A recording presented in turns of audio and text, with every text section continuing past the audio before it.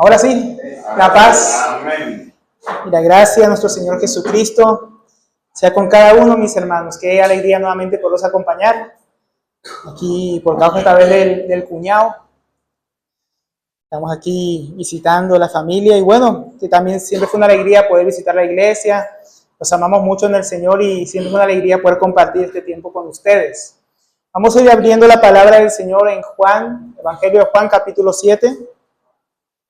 Versículo 10 al versículo 24.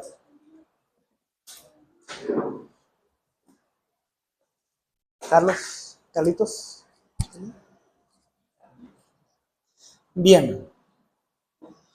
Evangelio de Juan, capítulo 7, versículo 10 en adelante dice: Pero después que sus hermanos habían subido, entonces él también subió a la fiesta, no abiertamente, sino como en secreto. Y le buscaban los judíos en la fiesta, y decían: ¿Dónde está aquel? Y había gran murmullo acerca de él entre la multitud. Pues unos decían: es bueno, pero otros decían: no, sino que engaña al pueblo. Pero ninguno hablaba abiertamente de él por miedo a los judíos. Mas a la mitad de la fiesta subió Jesús al templo y enseñaba. Y se maravillaban los judíos diciendo: ¿cómo sabe este de letras sin haber estudiado? Jesús les respondió y dijo: mi doctrina no es mía, sino de aquel que me envió. El que quiere hacer la voluntad de Dios, conocerá si la doctrina es de Dios o si yo hablo por mi propia cuenta. El que habla por su propia cuenta, su propia gloria busca. El que habla por su propia cuenta, su propia gloria busca, pero el que busca la gloria del que le envió, este es el verdadero, y no hay en él injusticia. ¿No os dio Moisés la ley y ninguno de ustedes cumple la ley? ¿Por qué procuran matarme? Respondió la multitud y dijo: demonio tienes, ¿quién procura matarte? Jesús respondió y les dijo: una obra hice y se maravillan. Por cierto, Moisés les dio la circuncisión, no porque sea de Moisés, sino de los padres. Y en el día de reposo circuncidan al hombre. Si recibe el hombre la circuncisión en el día de reposo, para que la ley de Moisés no sea quebrantada, ¿se enojan conmigo porque en el día de reposo sané completamente a un hombre? No juzguen según las apariencias, sino juzguen con justo juicio. Vamos a orar nuevamente, hermanos. Padre Celestial, te damos gracias por tu palabra, gracias porque, como cantábamos, Señor, tienes palabra, Señor, palabra en la cual necesitamos ser arraigados, cimentados, fortalecidos, edificados como tu pueblo. Háblanos por medio de tu palabra en esta mañana, Señor. Ayúdame a trazarla rectamente, ayuda a cada uno de nosotros a escucharla con un corazón dispuesto, corazón quebrantado, un corazón necesitado, sediento de ti, Señor. Abre nuestros ojos para ver las maravillas de tu palabra. Te lo rogamos, Padre, ayúdanos. En el nombre de Cristo Jesús. Amén. Bueno, en la iglesia en Ciudad Bolívar, ahí en Bogotá, estamos estudiando el Evangelio de Juan. Entonces, es una porción que estuve orando para que quiero compartir con ustedes y esto es lo que el Señor nos estuvo dando en estos días. Entonces, aquí en Juan capítulo 7, mis hermanos, vamos a estar viendo un asunto bien importante y bien interesante, pero quisiera comenzar introduciendo una reflexión. Todos los días nosotros rechazamos cosas, ¿no? Usted se da cuenta que usted rechaza ciertos asuntos por ciertas razones. Rechazamos asociarnos, por ejemplo, con ciertas personas que pueden hacernos daño, que son dañinas para nosotros, que buscan nuestro mal. Rechazamos el mal cuando nos dan un mal consejo y decimos: lo que me están aconsejando como que es mala idea, eso no me conviene. Rechazamos otros alimentos y vemos que nos pueden caer mal o hacer daño, o usted por pena acepta todo. Aquí en Colombia son muy penosos. Entonces, considere la siguiente pregunta en cuanto a esto: ¿cuál sería una buena razón para rechazar a Cristo? Que todos los días rechazamos cosas, pero ¿cuál sería una buena razón para rechazar a Cristo? ¿Por qué pregunto eso? Porque hoy en día, aunque muchos no lo digan con esas palabras, yo rechazo a Jesús, Parece que somos buenos para buscar ciertas circunstancias para rechazar a Cristo. Muchos lo hacen, ¿no? Cuando tú predicas el Evangelio, no son pocos los que rechazan al Señor. Entonces, en este pasaje, Dios expone 3 razones por las que muchas veces le rechazamos o rechazamos a su Hijo. 3 razones que el Señor aquí expone por las cuales muchas veces le rechazamos o rechazamos a su Hijo. ¿Cuáles son esas 3 razones que vamos a estar viendo que el Señor expone esta mañana? Primeramente, porque tememos a los hombres. Segundo, porque no queremos hacer la voluntad de Dios. Y tercero, por nuestro mal juicio. Son las 3 razones que vamos a estar viendo. ¿Y por qué el Señor expone justamente o precisamente estas 3 razones? Para llevarnos a la fe en Jesucristo. Cuando ve el Evangelio de Juan, él dice que él escribió estas cosas para que creyéramos en el Hijo de Dios. Entonces, el Evangelio de Juan tiene ese enfoque. Para que creamos, para que confiemos en él. Él expone esto para exponernos a nosotros, para que dejemos esas razones y confiemos en su Hijo. Entonces, la primera razón por la que muchas veces rechazamos al Señor, como decíamos, es porque tenemos miedo a los hombres. Vamos a comenzar viendo este primer punto por medio de un contraste entre el Señor Jesús y las personas que aparecen en este texto. Entonces, primeramente, en este contraste vemos que el Señor Jesús, a diferencia de muchos de nosotros, Él no teme a los hombres, ¿no? Estamos aquí, vamos a entrar un poco en contexto. En Juan capítulo 7, si uno lee los primeros versículos, los hermanos del Señor Jesús le están diciendo que por qué no sube a Jerusalén a la fiesta de los tabernáculos, que se celebraba más o menos entre septiembre y octubre, en nuestro calendario, una de las 3 fiestas que todo varón judío en el judaísmo tenía que subir a Jerusalén, ¿no? Ahí está tabernáculos, está el día de Pentecostés y está Pascuas. Las 3 fiestas que obligatoriamente todo judío, todo varón judío, varón hebreo tenía que subir a esta festividad. Y los hermanos de Jesús iban a subir con toda la caravana. En aquel tiempo pues era peligroso viajar solo. Entonces iban a subir tal vez toda la familia del Señor Jesús juntos a Jerusalén a celebrar esta fiesta. Y sus hermanos en los primeros versículos dicen, sube, porque alguien como tú, ¿no? Maestro y esto y lo otro, debería subir para ser visto, ¿no? Porque como ya eres famoso, que todo el mundo vea que tú subes a la fiesta para que te des a conocer. Pero el Señor Jesús rechazó esa tentación que ellos le pusieron. Sube para que todo el mundo te vea. Era una tentación de parte del diablo. Como le dijo, salta aquí del pináculo, para que todo el mundo vea, ¿no? Que Dios envía a su ángel para que no tropiece tu pie. Acá era diferente, porque el diablo siempre viene a tentarnos, a veces por la voz, aún de nuestra propia familia, para que desobedezcamos a Dios. Pero el Señor Jesús no se dejó tentar. Él permaneció sujeto a su Padre para subir en el tiempo que su Padre lo dispusiera. Porque el Señor Jesús tenía una agenda divina, que no era la agenda de los hombres. Jesús dijo, ustedes para cualquier tiempo es propicio. Cualquier tiempo les sirve, les dijo el Señor Jesús a sus hermanos. Entonces en el versículo 10 dice, pero después que sus hermanos habían subido, entonces él también subió a la fiesta. Ahora sí era el tiempo, no cuando sus hermanos dijeron, ¿no? Después de que sus hermanos habían subido, había llegado el tiempo del Padre para que su Hijo también subiera a Jerusalén. Pero dice que no lo hizo abiertamente, sino como en secreto, como oculto.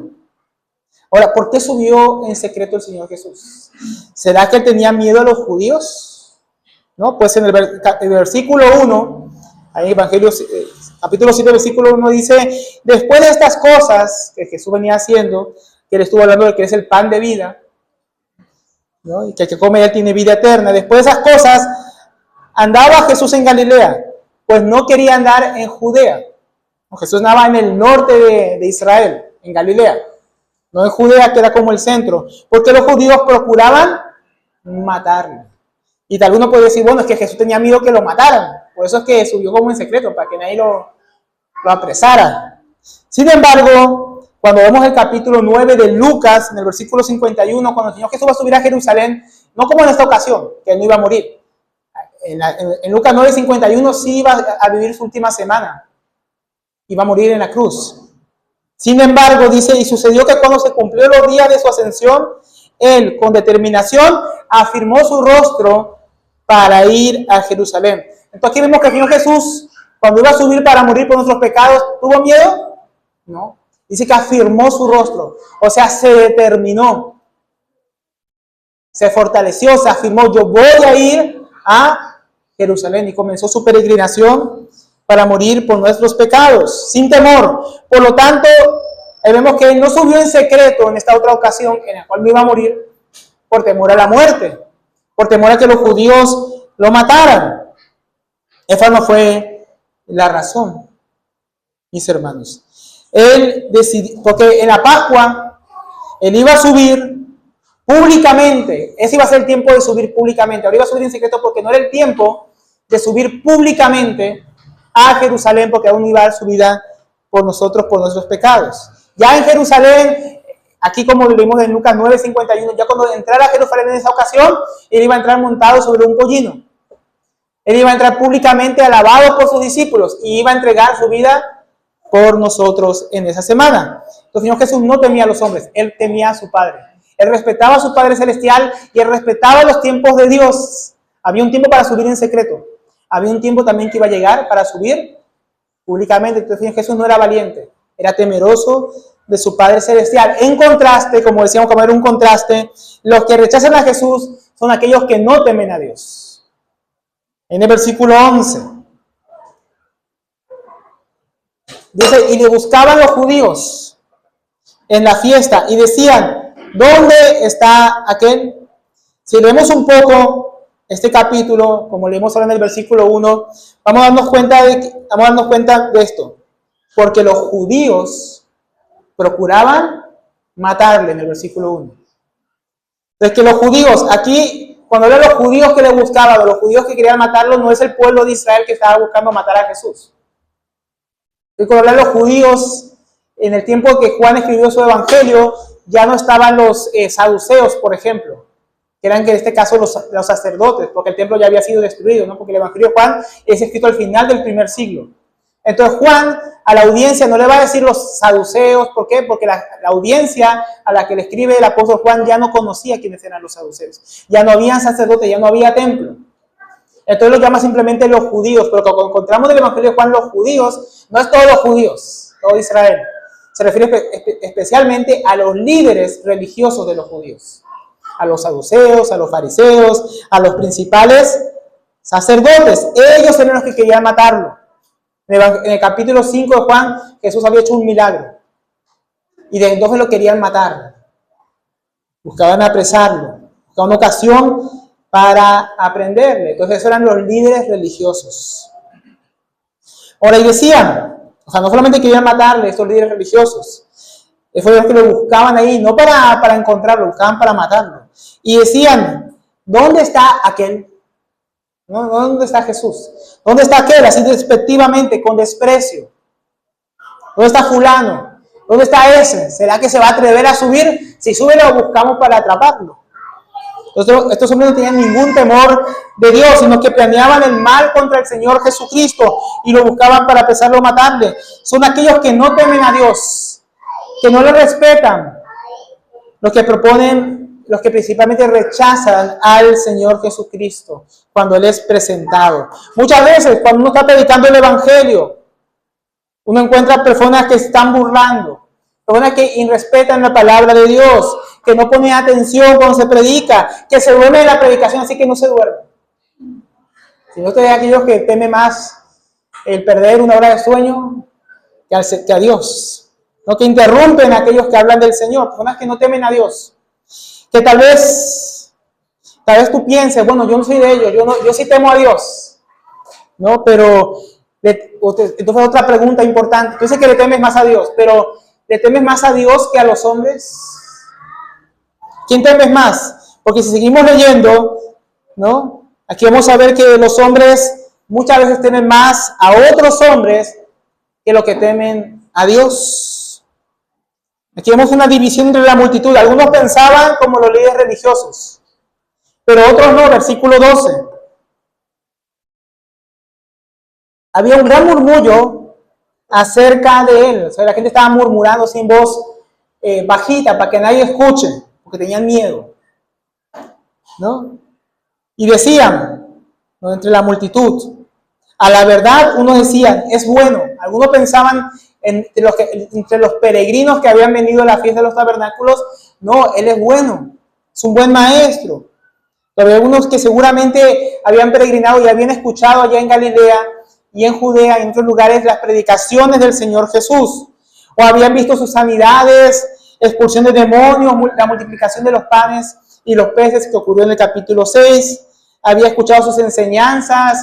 No, él dijo que él es el pan que descendió del cielo. Él dijo que si yo como de él, tengo vida eterna. Y yo escuché a Pedro decir que a quién más iremos. Solo tiene palabras de vida eterna. Entonces seguramente no pocos consideraban al Señor Jesús como el Mesías, el futuro rey prometido por Dios que los liberaría finalmente de los romanos. Decían, no, él es bueno. Pero también, dice, pero otros decían, no, sino que engaña. Esa palabra engaña es engañar o extraviar, descarriar al pueblo. Uno decía, no, él pierde a las personas, él desvía. No desvía de la verdadera fe de Abraham, Isaac y Jacob. Entonces había otros que decían que el Señor Jesús, y pensaban como los líderes religiosos de los judíos, que no era más que un engañador, un charlatán, un falso profeta, que descarriaba y perdía al pueblo, porque sanaba en el día de reposo, como en el capítulo 5, o enseñaba como en el capítulo 5 que el Padre y él eran iguales. Enseñaba que él era el pan vivo que descendió del cielo. ¿Cómo se atreve? En el capítulo 6, que el que no come su carne y vive su sangre no tiene vida eterna. Eso los judíos se habían escandalizado. ¿Cómo así que no va a comer su carne o su sangre? Y basado en todo eso, decían, él es malo, él extravía al pueblo tras de sí. Y ahora aquí está el asunto en el versículo 13. Pero, aunque la gente decía esto, él es bueno, no, él es malo. Pero, sin embargo, ni uno ni los otros, ninguno hablaba abiertamente, ¿no? Todos en murmullo de él. Por miedo, otra vez ahí, a los judíos. Entonces, nadie en la multitud, ni los que estaban a favor, ni los que estaban en contra, se atrevían a hablar o expresarse públicamente acerca del Señor Jesucristo. Porque temían a sus líderes, más de lo que temían a Dios. Algunos temían hablar del Señor Jesús porque decían, no, si yo digo que Él es bueno, como más adelante iba a pasar, iban a ser expulsados de las sinagogas.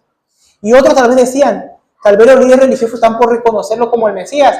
Y si hablamos mal de él, también nos va a ir mal con los líderes religiosos. Entonces nadie estaba dispuesto a tomar una posición, o a favor o en contra del Señor Jesús, por miedo a sus líderes, por miedo a los judíos. Y aquí empieza la aplicación, mis hermanos. Y nosotros, tú que, por ejemplo, tal vez nos acompañas aquí y aún no has dado el paso de poner tu fe en el Señor Jesucristo y abandonar tus pecados. ¿Será que lo haces porque tienes miedo a tu familia? ¿Qué pensarán de ti? Tu abuelita que es recatólica, recalcitrante, no, ¿qué va a decir de mi hijito? Apostató de la fe. Tienes miedo a tus padres, tienes miedo a la gente en el trabajo, tienes miedo a tus amigos de borrachera, de parranda. ¿Qué tienes miedo? Tal vez para poner tu fe en el Señor Jesucristo.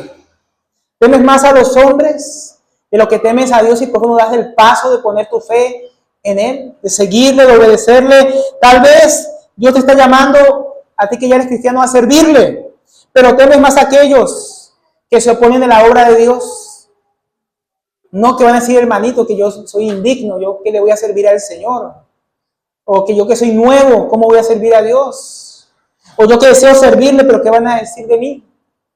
¿O qué van a decir si sirvo a Dios en esto? Que me estoy desviando. Las personas que dejan de servir a Dios, ¿por qué van a decir los hombres? ¿Qué van a hacer? En Ciudad Bolívar ya nos pasó muchas veces. Hacíamos cosas como que rompía el esquema de los hermanos con los que tenían comunión. Con los que tenemos comunión, perdón. ¿Y será? ¿Hacemos? ¿No lo hacemos? Y al final si uno lo hace, hermanos, van a hablar mal de uno. Y si uno no lo hace, ¿que por qué no lo hace? Entonces mejor temamos a Dios. Y hagamos las cosas que Él nos pide hacer.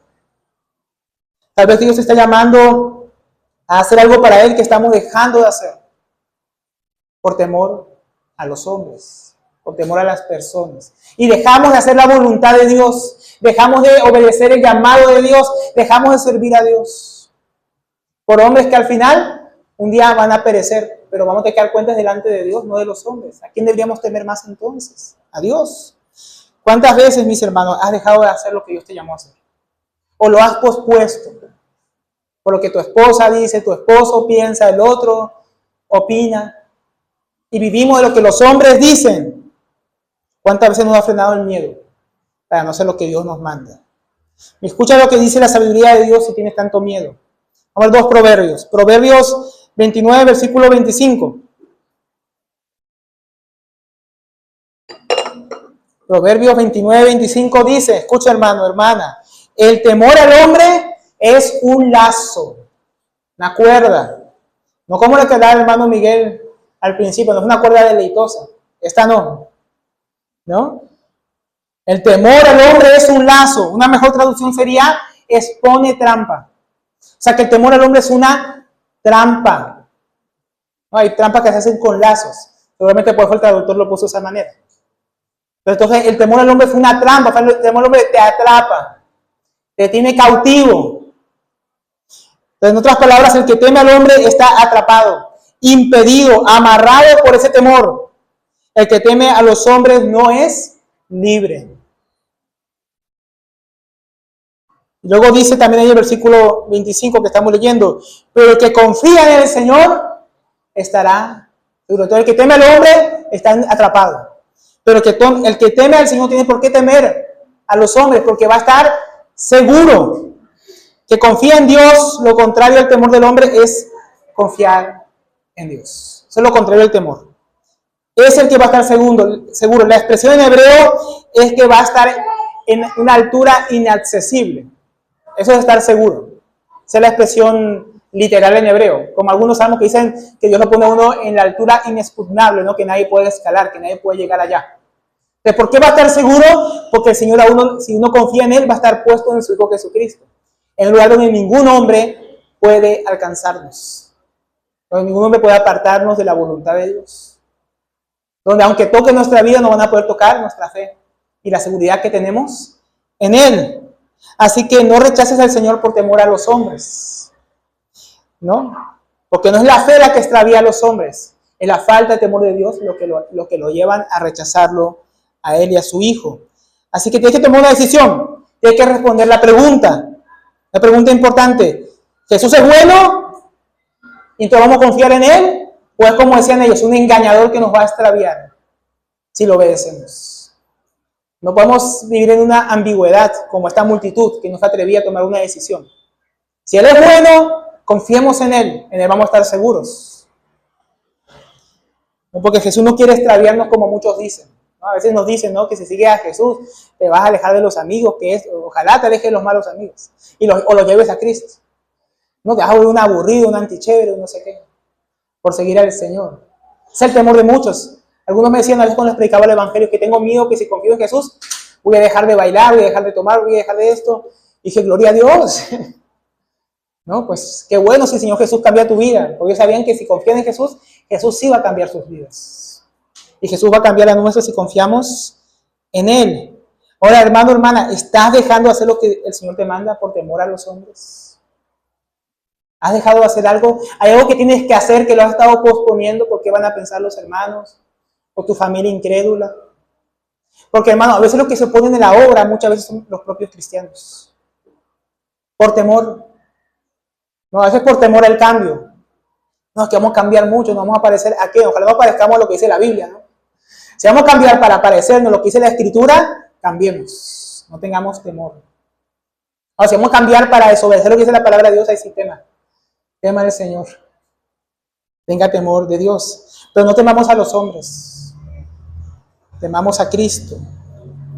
Nos vamos a negar, como muchos, a identificarnos con Cristo. Aquí en este capítulo vemos que están negando a identificarse con el Señor públicamente.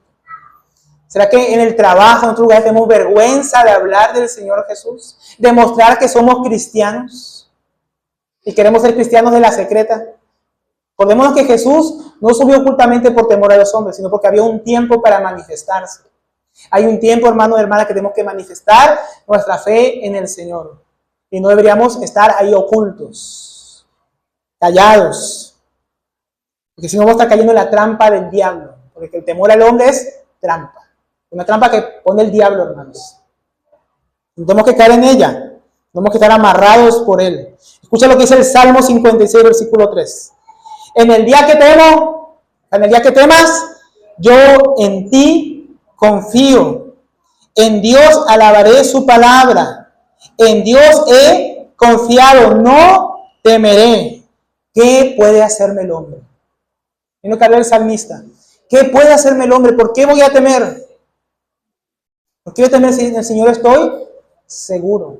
Si yo he confiado en Él, no tenemos por qué temer. Entonces no rechacemos al Señor, a obedecerle, identificarnos con Él por temor a los hombres. Confiemos en Él, porque nada va a poder hacernos el hombre que Dios no permita, como en el caso de Sadrach, Mesach y Abednego, que se negaron a postrarse ante la estatua de oro que había levantado Nabucodonosor de sí mismo, en la cual habían dicho que cuando tocaran la cítara, la flauta, ¿no?, címbalos, todo el pueblo tenía que postrarse delante de esa estatua, adorarla. Pero sonó la música y ellos se quedaron en pie, porque temían más al Dios de Israel que lo que temían al rey Nabucodonosor, que los podía matar, que había amenazado con lanzar al horno de fuego a todos aquellos que no se postrasen ante su estatua. Pero ellos no temieron. Y cuando el rey vino a amenazarlos, ellos dijeron: aunque el Señor nos libre, nosotros no vamos a adorar esa estatua. Y fueron lanzados al horno de fuego. Pero ellos confiaron en el Señor. ¿Y quién estaba con ellos en medio del horno? El Señor. Pero no los libró de ser arrojados en el horno. Pero ¿qué fue lo que se quemó en el horno? Las cuerdas, el temor al hombre. Ese lazo, esa trampa se quemó. Y el Señor estaba con ellos en medio del horno, librándolos, porque habían confiado en Él. Entonces el rey luego los sacó de ahí, ¿no? Entonces ellos confiaron en el Señor. Confiemos en el Señor Jesús, mis hermanos, quien nos va a librar de esas cuerdas, de los temores de los hombres, temor al hombre. Ahora, esa es la primera razón, ¿no?, por la que muchos rechazan al Señor, por el temor a los hombres. Nosotros no debemos hacerlo así. La segunda razón por la que muchas veces rechazamos al Señor es porque no queremos hacer la voluntad de Dios. No, que yo no quiero, ¿no? Muchas veces es eso. Entonces aquí nuevamente vamos a ver un contraste entre el Señor Jesús y aquellos que le rechazan. Versículo 14. Primeramente, vamos a ver que Jesús, así como Jesús no teme a los hombres, Jesús es aquel que vino a hacer la voluntad de Dios. Él sí quiere hacer la voluntad de Dios. Él sí quiere hacer la voluntad de su Padre. Dice: más a la mitad de la fiesta subió Jesús al templo y enseñaba. Entonces, lejos de temer a los hombres, de a ver qué le podían hacer los judíos, subió al templo cuando nadie lo esperaba. Porque todo el mundo lo esperaba al principio, pero la mitad no. Él subió a la mitad para hacer no su voluntad. No subió al principio como si cuando él quería. Él subió a la mitad de la fiesta cuando su padre lo había estipulado. Él quería hacer la voluntad de su padre. Por eso él subió al templo, al lugar que su padre quería que subiera, y hacer lo que su padre quería que hiciera: enseñar su palabra. Y aquí vemos cumpliéndose en el Señor el Salmo 40, versículo 7. Que dice: entonces dije, he aquí, ¿no?, ahora vengo, en el rollo del libro está escrito de mí, el hacer tu voluntad, Dios mío, me ha agradado, y tu ley está en medio de mi corazón. Él subió, ¿no?, como estaba escrito de él que debía hacerlo, dice: porque en eso me ha agradado, en tu voluntad. Y tu ley, no tu palabra, que se puso a enseñar, está en medio de mi corazón. Y luego eso que enseñaba: y he anunciado justicia en grande congregación. He aquí, no refrené mis labios. Yo no dejo de hablar por temor a los hombres. Jehová, tú lo sabes. Pero el Señor Jesucristo, como el gran profeta de Dios, anunciando su justicia, sus palabras a su pueblo. Pero ¿cuál fue la reacción de los judíos, de los líderes religiosos, al ver todo esto? ¿Fue alegrarse? ¿Fue reconocer esas profecías cumpliéndose en el Señor? No. Fue rechazar a Jesús y rechazar la voluntad de Dios. Versículo 15 dice: y se maravillaban. No es que dijeron qué maravilla, ¿no?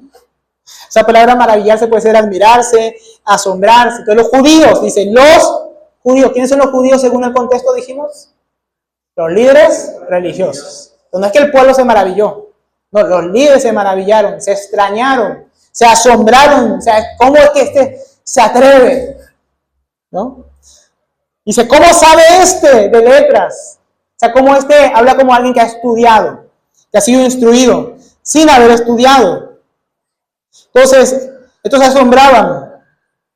diciendo, ¿cómo sabe este letras? Sin haber estudiado. Los rabinos, los sacerdotes de la época, los maestros de la ley, estaban acostumbrados y creían que alguien que enseñara la palabra tenía que ser alguien que había estado primeramente a los pies o habiendo estudiado bajo la tutela de algún rabino reconocido, importante, ¿no? Para luego poder enseñar. Decían, ¿cómo este enseña si este no ha estudiado bajo los pies de nadie? ¿Se acuerdan cuando la Biblia dice que Pablo estudió a los pies de quién? De Gamaliel. ¿Sí es? Pues Pablo se preparó bajo la tutela de un rabino reconocido. Pero todos decían, ¿y Jesús? ¿A ese quién le enseñó? ¿A ese en qué instituto se preparó? ¿Quién le dio el diploma? No es que sea malo estudiar, hermano, pero eso no es lo que nos da la autoridad ni el llamado. Y ellos decían, Jesús, ¿cómo se atreve? Si no se ha preparado bajo ningún rabino. Él enseñaba, como dice la Biblia, ¿cómo? Como quien tiene autoridad, ¿no? Los escribas y los fariseos no tienen autoridad. Ellos enseñaban lo que otro había dicho, que otro había dicho, que otro había interpretado. Así son los libros de los judíos.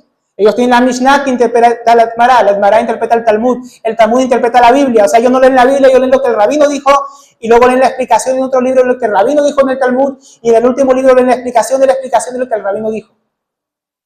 Así estaba en aquella época. No sabían lo que la Biblia dijo, sino lo que el rabino había dicho. Pero Jesús no decía, Gamaliel dijo, Shammai dijo el otro día, Gilel en la escuela rabínica dijo tal cosa. No, él hablaba con autoridad. No tenía que citar a otros rabinos. Jesús no necesita que ningún otro hombre confirme sus palabras. Él tiene autoridad porque él es el Hijo de Dios. Pero ellos rechazaban la autoridad del Señor y su enseñanza. ¿Por qué? Porque el que rechaza a Jesús lo hace porque no quiere hacer la voluntad de Dios. El que rechaza a Jesús lo hace porque no quiere hacer la voluntad de Dios. Pero si tú rechazas a Jesús es porque te estás resistiendo a su voluntad. Versículo 16. Jesús les respondió y dijo, mi doctrina, o sea, mi enseñanza, y la Biblia casi nunca usa esta palabra, sino Jesús cuando le hace enseñanza dice, mi doctrina no es mía, sino de aquel que me envió. Suena como contradictorio. Mi doctrina no es mía, es de otro.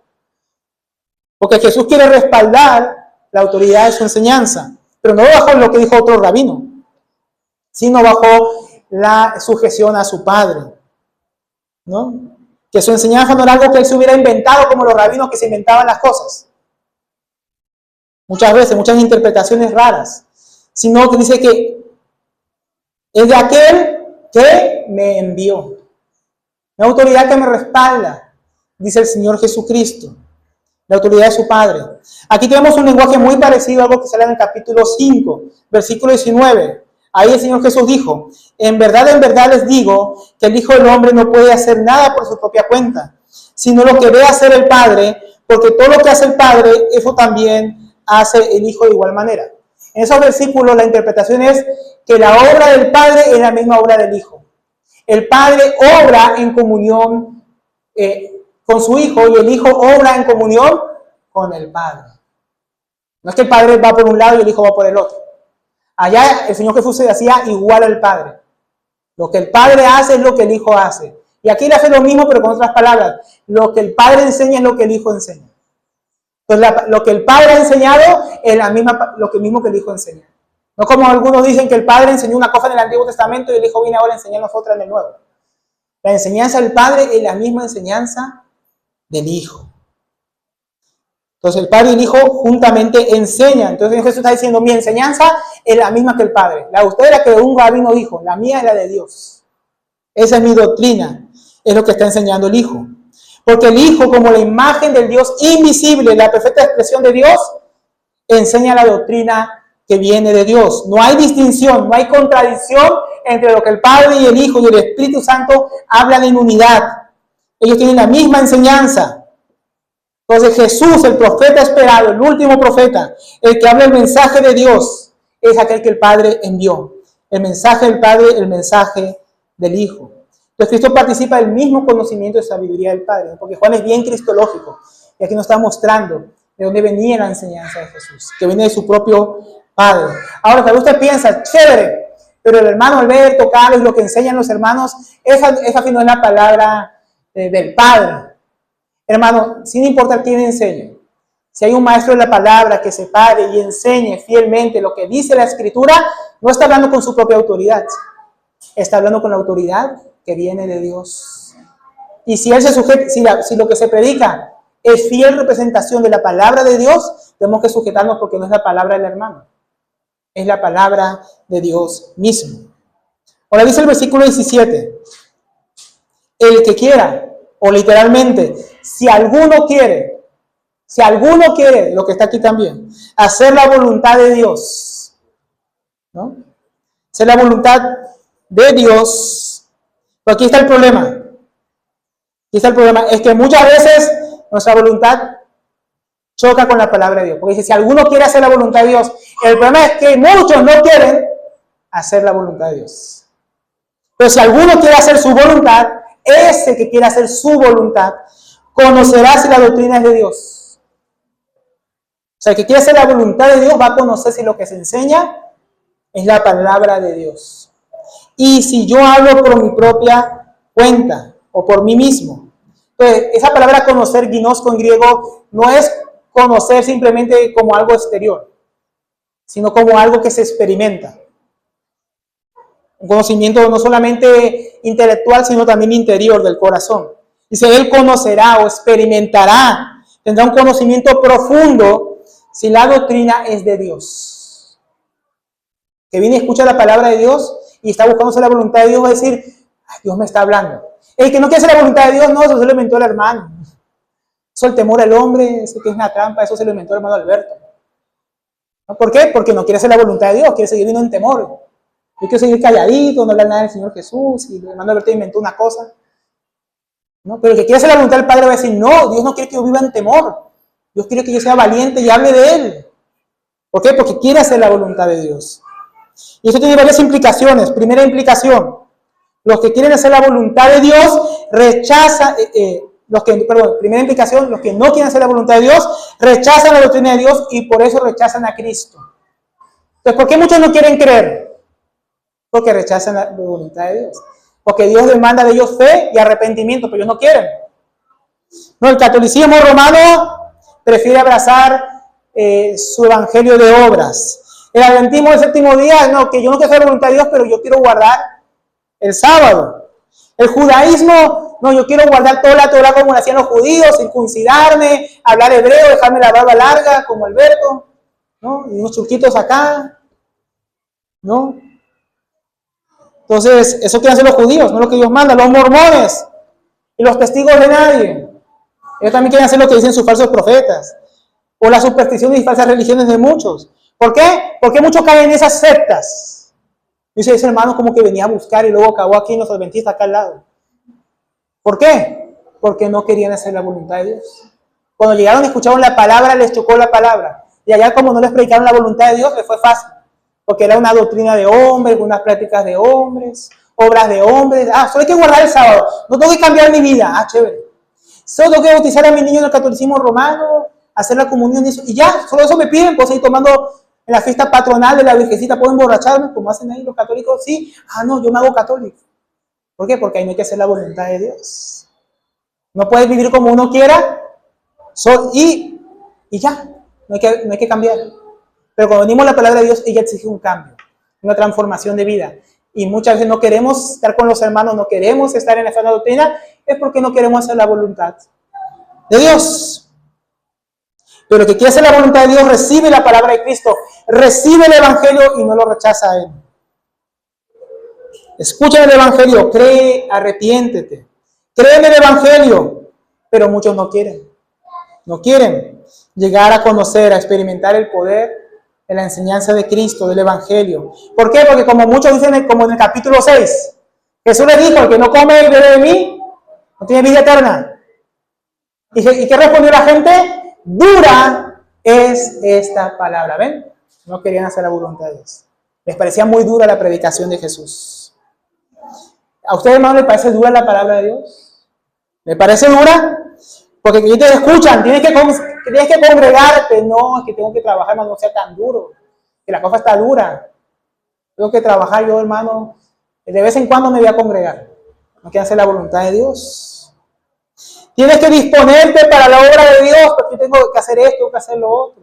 No quieren hacer la obra de Dios. Tienes que dejar tu pecado, y ahí se van de la congregación. Tienes que consagrarte, y ya no les gusta la palabra. Así somos muchas veces.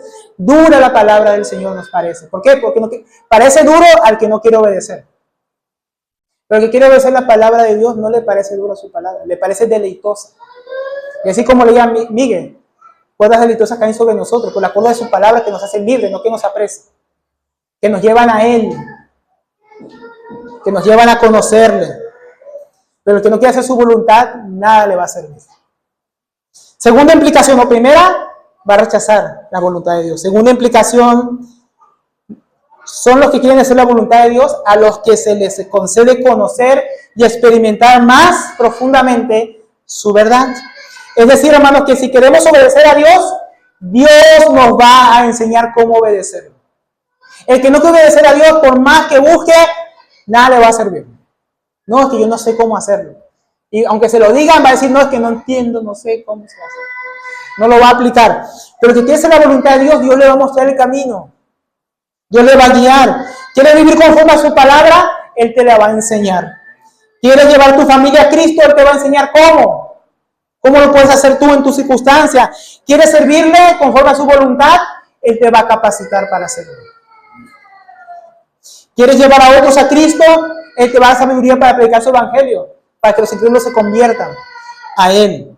Entonces, si queremos hacer la voluntad de Dios, Él nos va a enseñar cómo. Así como cuando David, ¿se acuerdan? Quiso edificar un templo del Señor.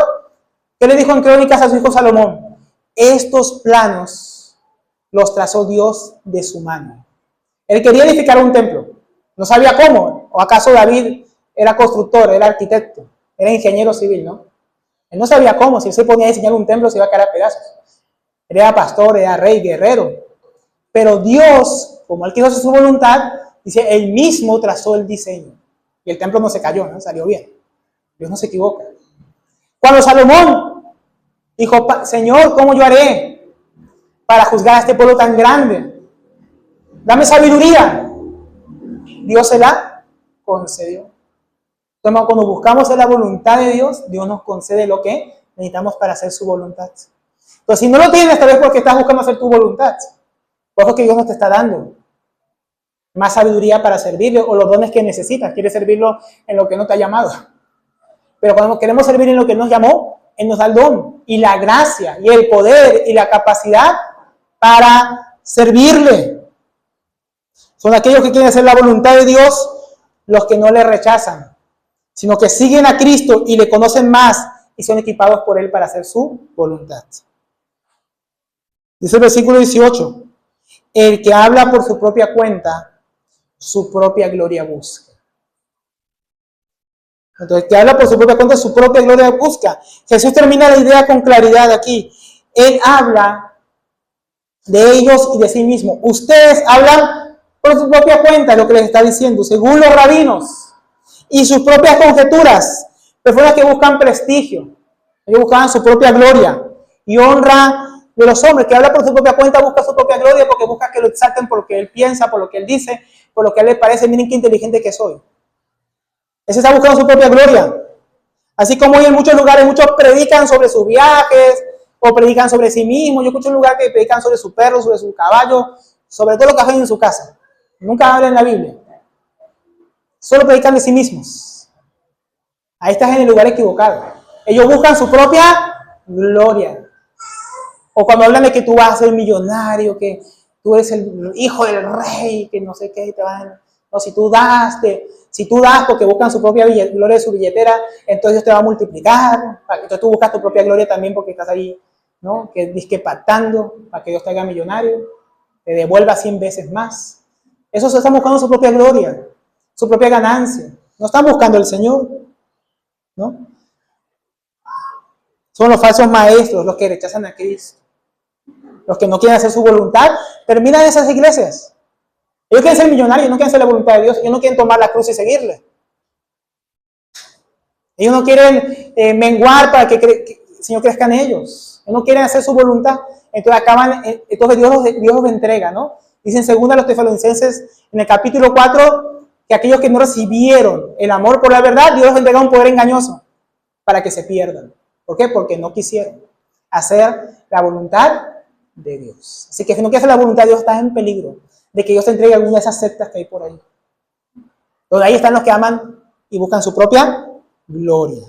Pero dice, el que busca la gloria del que le envió, y ese es Cristo, este es el verdadero. Y no hay en él injusticia. Entonces Jesucristo es el verdadero, el que el Padre envió. Y en él dice no hay ninguna injusticia. El Señor termina con esta idea. ¿Por qué? Porque ellos cuestionaban al Señor, cuestionaban su autoridad para enseñar y también su integridad. Esto nos lleva al tercer y último punto. La razón por la que en muchas ocasiones rechazamos al Señor Jesús, que es por nuestro mal juicio. Vamos a ver por qué Señor Jesús tuvo que decir eso de que en él no hay injusticia. Porque lo estaban acusando de quebrantar la ley. Entonces, el mal juicio de ellos. Y a veces nuestro mal juicio. ¿No? Somos rápidos para juzgar de manera equivocada, ¿no? Por las apariencias, según nuestras opiniones, según nuestra propia medida. Y no nos conformamos muchas veces en nuestro juicio de lo que dice la palabra de Dios. ¿Por qué? Primeramente porque rechazan al Señor, porque aquellos que hacen eso rechazan al Señor porque se creen justos, aunque no lo son. Entonces muchas veces rechazamos al Señor porque tenemos un mal juicio acerca de nosotros. Nosotros somos lo bueno y Dios es el malo. En este caso los fariseos decían, nosotros somos los que podemos enseñar y él no puede enseñar. Nosotros somos los que hacemos la ley de Moisés, él es el que la quebranta. Miren cómo pensaban estos líderes religiosos. Ellos eran los justos y Jesús era el injusto.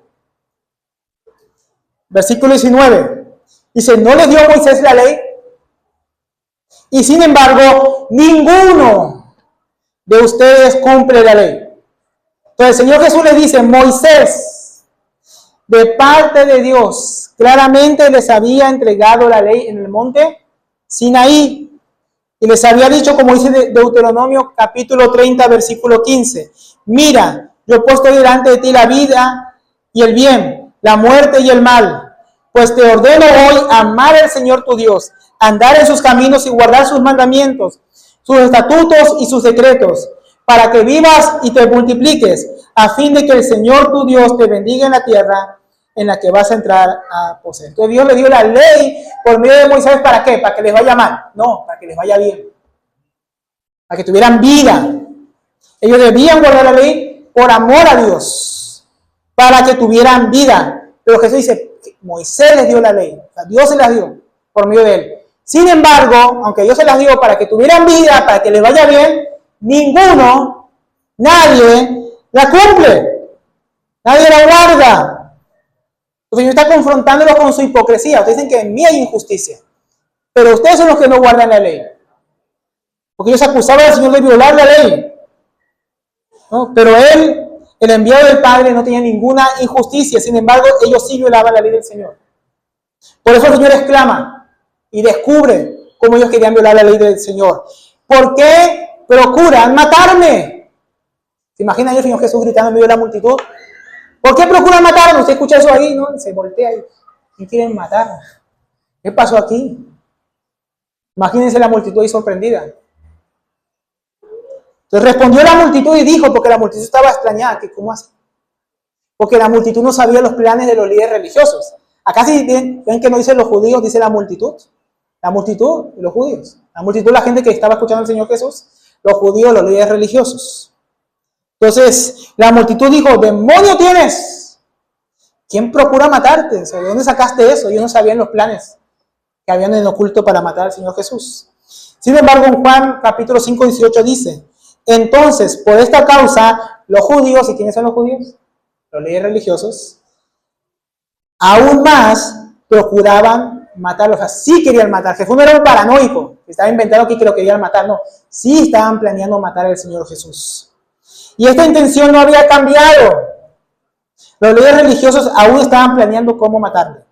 Pero aquí ellos, que se creían justos, eran quienes juzgaban al Señor como malo, cuando los asesinos eran ellos. Ahora, ¿cuántos de nosotros nos creemos más justos que el Señor? Dice, no, Alberto, yo no. Yo soy malo, yo soy pecador, Dios es santo, yo soy malo. ¿no? Pero muchas veces decimos, ¿por qué esto me pasa a mí? ¿Qué queremos decir ahí? Que yo soy bueno, que por qué me pasa esto malo, y Dios qué malo que me lo permite pasar, que me lo permite sufrir. Pues Dios es injusto, eso es lo que estamos diciendo cuando nos quejamos en medio de la circunstancia. ¿Por qué esto a mí? Porque yo soy bueno, si yo me congrego, si yo ofrendo, si yo soy fiel, pues yo soy bueno. Es lo que pensamos. ¿Se dan cuenta de nuestro mal juicio? Nosotros somos los buenos y Dios resulta ser el malo de la película. ¿Por qué permitiste eso en mi vida, Señor? ¿Cuántos rechazan a Cristo porque creen que Dios es injusto por causa de las circunstancias que el Señor permite que estén viviendo? Terminamos siendo como estos líderes religiosos. Nosotros somos los buenos, somos como ese fariseo, ¿se acuerdan? De la parábola del fariseo y el publicano. Señor, gracias porque yo ofrendo, ayuno 2 veces a la semana, guardo el Shabbat, y no soy. Señor, ¿por qué a mí? Si yo no soy como esos pecadores que están allá afuera, ¿por qué lo permites? Así somos. ¿Por qué? Porque somos como ese fariseo. Nos creemos justos, juzgamos mal y rechazamos a Dios injustamente. Yo no creo en Dios porque de niño permitió tal cosa. Yo no creo en Dios porque Dios permitió tal circunstancia en mi vida. Yo dejé de congregarme porque de nada sirve ser fiel a Dios. Porque Dios le paga a uno mal. ¿Por qué? Porque nos creemos buenos, santos, justos. Yo sí me lo merezco. Que le pase cosas malas a Alberto, que él sí es terrible, pero ¿a mí por qué? ¿Por qué a mí? ¿No? ¿Por qué hacemos eso? Entonces muchas veces estamos cosechando, mis hermanos, simplemente lo que nosotros hemos sembrado. Como dice Proverbios 19:3, la insensatez del hombre tuerce su camino. Si el hombre va mal, ¿por qué? Porque es un insensato. ¿Qué es un insensato? Un falto de sabiduría. No sabe cómo hacer las cosas, las hace mal en su propia prudencia, en su propia opinión. Entonces su propia opinión, lo que él pensaba, lo llevó por el mal camino. Dice, y luego, que le va mal porque va por el mal camino, contra Jehová se irrita su corazón. Pero ¿por qué, Señor, si mi intención era buena?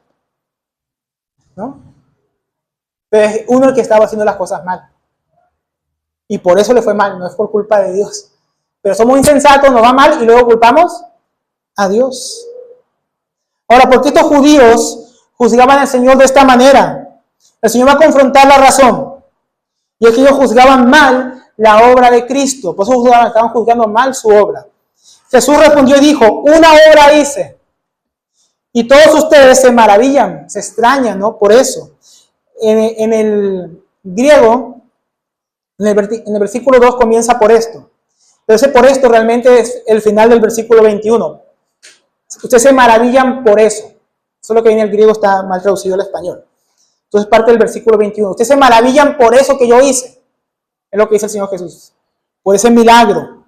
Ahora, ¿qué obra, qué milagro se refiere aquí el Señor? Vamos a entrar en contexto porque como aquí no venimos viendo todo el Evangelio, solo esta porción. En el capítulo 5, versículo 18 dice, ustedes por esta causa, ¿no? Los judíos aún procuraban matarle, porque no solo violaba el día de reposo, porque había sanado un paralítico, sino que también llama a Dios su propio Padre, ¿no? Porque lo que el Padre hace es lo que el Hijo hace, haciéndose igual a Dios. Entonces ahí está la razón. Yo hice una obra. ¿Qué obra había hecho Señor Jesús? Había sanado un paralítico en el día de reposo y le dijo, lleva tu lecho. Y luego unos fariseos ahí, ¿quién te dijo que lleve ese lecho? El que me sanó, Jesús.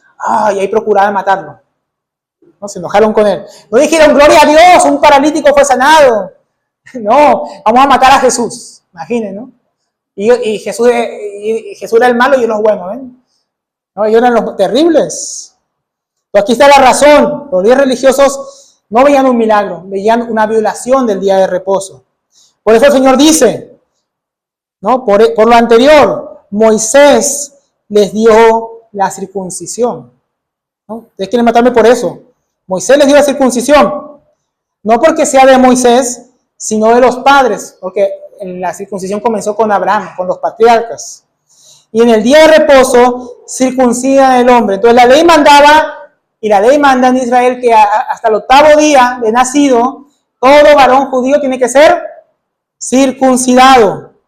Pero ¿qué pasa si el 8º día resulta que es Shabbat, el día de reposo? ¿Lo circuncidamos o esperamos al siguiente día? ¿O adelantamos la circuncisión y lo hacemos en el 7º? ¿Qué hacemos? No, entonces los líderes religiosos, para no quebrantar la ley de Moisés y cumplir tanto con el Shabbat como con la circuncisión, dijeron, bueno, la circuncisión se puede hacer en Shabbat porque es un mandamiento de Dios. Y así tampoco violamos la ley de Dios. Porque supuestamente sanar a alguien no estaba prohibido, aunque siempre juzgaban a Jesús por sanar. Entonces ellos decían, la circuncisión hace completo al hombre. Entonces no está mal circuncidar en Shabbat, porque en Shabbat, el día de reposo, circuncidar al niño lo hace completo, lo hace pleno. Entonces esa es la artimaña o artilugio que entendieron los rabinos para justificar eso. Por eso Jesús dice, ¿acaso no acaso no manda la ley de Moisés circuncidar a todo varón el octavo día? Y ustedes lo hacen en el día de reposo.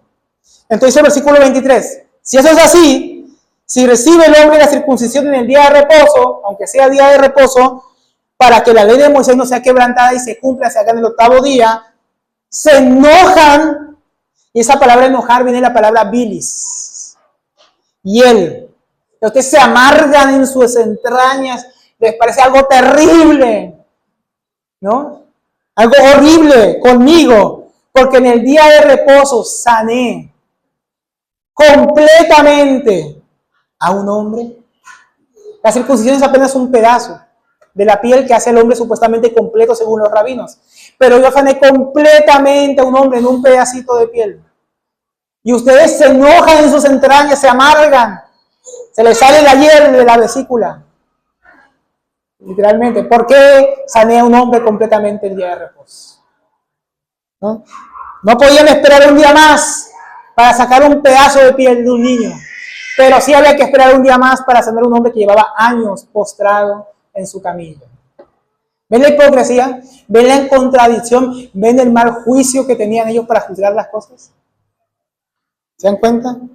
Miren la ceguera de estos hombres, la falta de discernimiento y la dureza de corazón. Así somos también nosotros. Así que no piensen solamente en ellos. ¿Cuántos rechazamos a Dios? Rechazamos a su Hijo, que dio su vida para salvarnos y limpiarnos completamente de nuestros pecados. Rechazamos al Señor porque juzgamos mal y no discernimos su voluntad. Amamos más nuestro pecado, nuestra ignorancia, que su misericordia, con la cual nos guía al arrepentimiento. Que a veces viene a contristar el corazón y permite cosas en la vida nuestra para llevarnos a Él.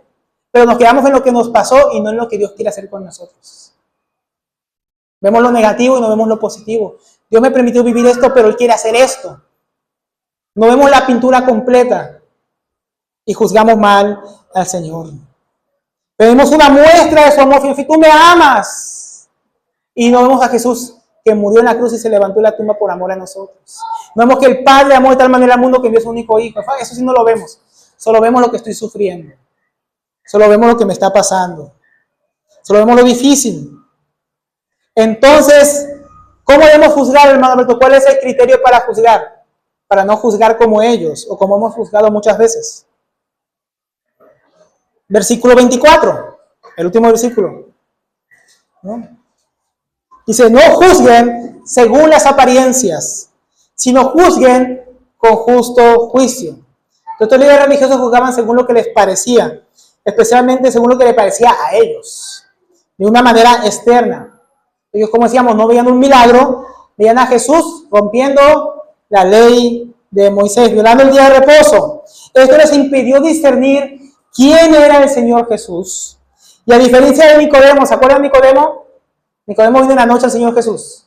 Y él dijo, yo te veo quebrantar el Shabbat, tú eres un falso profeta. No, él no juzgó según lo que parecía. Él dijo, Rabí, maestro, sabemos que has venido de Dios. ¿Cómo él pudo discernir que Jesús venía de Dios? Miren lo que él vio. Porque nadie puede hacer estas señales que tú haces si Dios no está con él.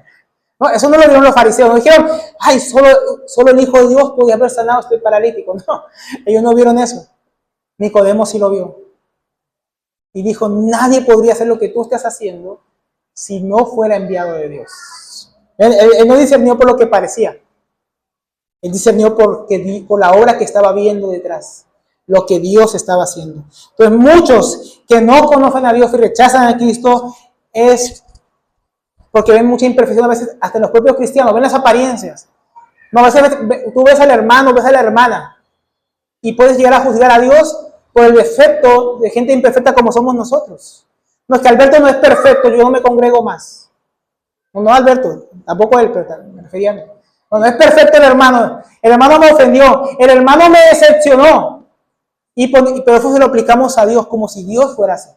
Juzgamos a Dios por lo que parece en otro y no por quien Dios es realmente. O no vemos lo que Dios ha hecho detrás de esa persona. Sí, la persona, Alberto es terrible, pero Dios lo ama y lo ha perdonado sus pecados. No vemos que Jesús murió por esa persona, que Jesús la ha perdonado, que Jesús la quiere restaurar, que está en un proceso y solo vemos lo exterior. Si eres uno de estos y estás escuchando, no juzgues al Señor por lo que otros han hecho o por lo que te parece que otros deberían hacer. Juzga con justo juicio, porque el Evangelio no se trata de las personas, se trata de Cristo. Que aunque somos pecadores, Dios nos ama. Mira, si Dios no va a juzgar a nosotros por lo que parece, Dios nos va a juzgar por lo que somos, terribles. Sin embargo, Dios nos amó. Y todo aquel que crea en Él y se repite sus pecados tiene vida eterna a pesar de lo terrible que parece que es. Y lo es. Porque en cuanto a nosotros no es apariencia y sin embargo Dios nos amó. Y entregó a su Hijo por nosotros. Entonces nosotros, los que decimos conocer a Dios, somos los que más rectamente deberíamos discernir la obra de Dios y no rechazarle a Él a pesar de las circunstancias que Él permite. Deberíamos saber en lo que dice Hebreos capítulo 8, versículo 29, ¿no? Que para los que aman a Dios, algunas cosas sirven para bien. No, todas las cosas ayudan a bien. Entonces, si conocemos la palabra, cada vez que algo ocurre, deberíamos discernir. Dios está haciendo algo para mi bien. Para que, como dice el siguiente versículo, para que su Hijo sea formado en mí, para que sea formado la imagen del primogénito de Dios. Entonces, cada vez que venga algo, no juzgues por lo que estás viendo o por lo que está pasando. Juzga de acuerdo a la voluntad de Dios. Dios está formando a su Hijo. Dios me está poniendo en el horno de la prueba, en el horno de la tribulación, en el horno del quebrantamiento, para que yo me parezca más a Jesucristo. Esa es su voluntad. Y como decíamos, si queremos hacer la voluntad de Dios, no la vamos a rechazar. Ahora, si no queremos hacer la voluntad de Dios, nada nos va a venir bien. Dice hermano. Entonces, ya concluyendo, en este pasaje que hemos visto 3 razones por las que muchas veces le rechazamos a Él o a su Hijo Jesucristo. Estas 3 razones son, primero, porque tememos a los hombres, pero hemos visto que es a Dios a quien debemos temer y es en Él en quien debemos confiar. Segundo, porque no queremos hacer la voluntad de Dios, pero si nos arrepentimos y ponemos nuestra confianza en Cristo y buscamos hacer su voluntad, entonces vamos a conocerle más a Él, más a su Hijo, más su palabra, y Él nos va a guiar cómo vivir para su gloria. Y tercero, por nuestro mal juicio, porque juzgamos mal según lo que parece muchas veces. Pero tenemos que aprender a juzgar según el carácter de Dios que no cambia, que es inmutable y que es conforme a su palabra, el cual nos va a guiar para llevar a hacer su voluntad. Entonces, hemos visto 3 razones por las que muchos rechazan y hemos rechazado al Señor. Pero el Señor en estos pasajes nos ha dado más razones para poner nuestra confianza en Él. Para confiar en Él. Porque Él quiere llevarnos a que le conozcamos y pongamos nuestra fe en Él. Para nosotros, hermanos, a los que ya hemos creído a los que no han creído en Cristo, para que pongan su fe en Cristo. Y a los que ya confiamos en Él, para que lo hagamos más. Entonces, escucha una vez más la pregunta. ¿Cuál es una buena razón para que rechaces a Jesucristo? ¿Ya la encontraste? Después de este pasaje no deberías tener ninguna. ¿Vas a rechazarle por temor a los hombres? ¿Vas a rechazarle porque dudas esta palabra, porque su voluntad no es fácil? ¿Vas a rechazarle porque no entiendes lo que haces, lo que Dios hace en tu vida? ¿Qué harás? Tienes que tomar una decisión. Cristo dice ser el Hijo de Dios, hecho hombre. Pues tú que no crees, tienes que tomar una decisión. ¿Vas a creer en Él? ¿No? Tú que eres cristiano, como que somos cristianos, Cristo está moviendo circunstancias en nuestra vida para formar a su Hijo en nosotros. ¿Vamos a confiar en Él o no? ¿O vamos a dejar de confiar en Él? Él nos llama a un mayor compromiso en esta mañana, a una confianza más profunda y más sólida. Que podemos decir como Job en el capítulo 19, versículo 25. A pesar de todo lo que él estaba viviendo, él dijo, yo sé que mi Redentor vive y al fin se levantará sobre el polvo y después de deshecha está mi piel, en mi carne he de ver a Dios, el cual veré por mí mismo y mis ojos lo verán y no otro, aunque mi corazón desfallece dentro de mí. La circunstancia era dura y no iba a cambiar. Y desfallecía dentro de él, pero iba a confiar en el Señor. Entonces, que nada nos lleve a sacar nuestra confianza de Él. Que el Señor nos ayude. Vamos a orar. Padre, bendito sea tu nombre. Y el nombre de tu Hijo, como cantábamos hoy, aleluya a nuestro libertador. Aquel que venció la muerte, el que vivo está, el que nos hizo libres para su gloria. Gracias por Él, gracias porque Él es nuestro mayor ejemplo para no temer a los hombres, sino temerte a ti, Padre. Él es nuestro mayor ejemplo para decir hacer tu voluntad y no la nuestra. Y Él es el mayor ejemplo de confianza. Él siempre confió en ti, Padre. Oh, Padre, ayúdanos a confiar en ti también nosotros. Comendamos tu palabra para que lleve fruto en nuestra vida. Obra en nosotros, Dios. No nos dejes iguales. Quebranta lo que tengas que quebrantar para que podamos hacer tu voluntad, Señor. Para conocerte más y amarte más plenamente. Te lo pedimos en el nombre del Señor Jesús. Amén.